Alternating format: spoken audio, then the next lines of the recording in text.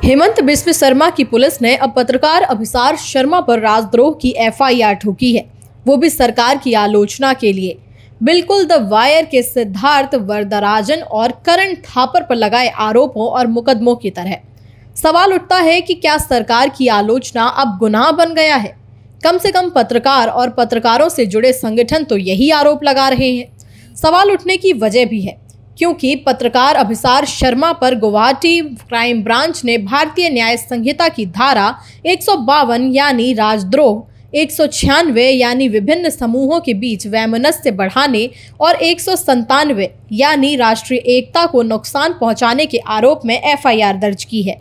ये कार्रवाई एक स्थानीय शिकायतकर्ता आलोक बरुआ की शिकायत पर हुई। इसमें दावा किया गया कि अभिसार ने अपने YouTube चैनल पर एक वीडियो में असम और केंद्र सरकार का मजाक उड़ाया और मुख्यमंत्री पर सांप्रदायिक राजनीति का आरोप लगाया। अभिसार शर्मा ने इन आरोपों को बेबुनियाद बताया है। उनका कहना है कि उन्होंने अपने शो में तथ्यों के आधार पर एक जज की टिप्पणी के आधार पर आलोचना की थी और मुख्यमंत्री की सांप्रदायिक राजनीति का जिक्र किया था। अभिसार ने कहा कि मैंने असम के एक जज के बयान का जिक्र किया था जिसमें महाबल सीमेंट को 3000 बीघा जमीन दिए जाने की बात थी।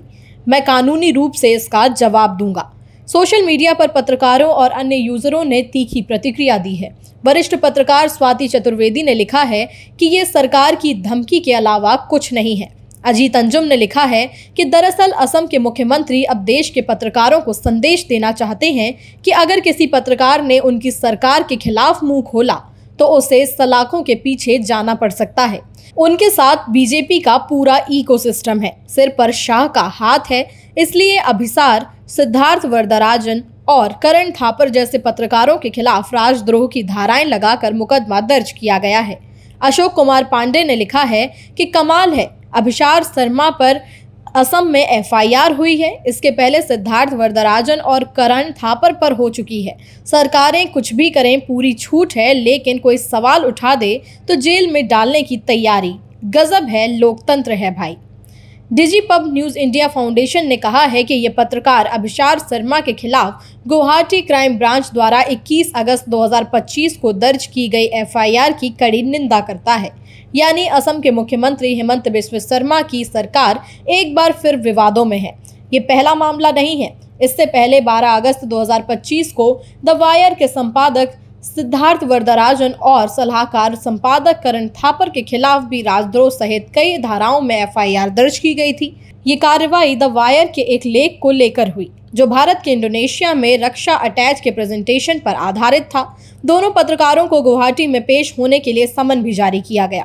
Press club of India, editors guild of India और डिजीपब न्यूज़ इंडिया फाउंडेशन ने इन कार्रवाइयों की कड़ी निंदा की है। इन संगठनों का कहना है कि ये प्रेस की आज़ादी को दबाने और सरकार की आलोचना को चुप कराने की साजिश है।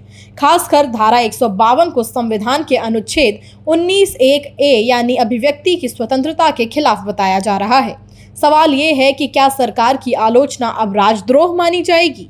असम में पत्रकारों के खिलाफ बार बार एफआईआर ने प्रेस की स्वतंत्रता पर गंभीर सवाल खड़े किए हैं। सुप्रीम कोर्ट ने हाल ही में द वायर को एक अन्य मामले में अंतरिम राहत दी थी, लेकिन क्या ये मामला और गहरा जाएगा?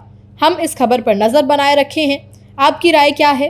क्या ये प्रेस की आज़ादी पर हमला है या कानून का पालन? हमें कमेंट्स में बताएं। वीडियो को लाइक और शेयर करें।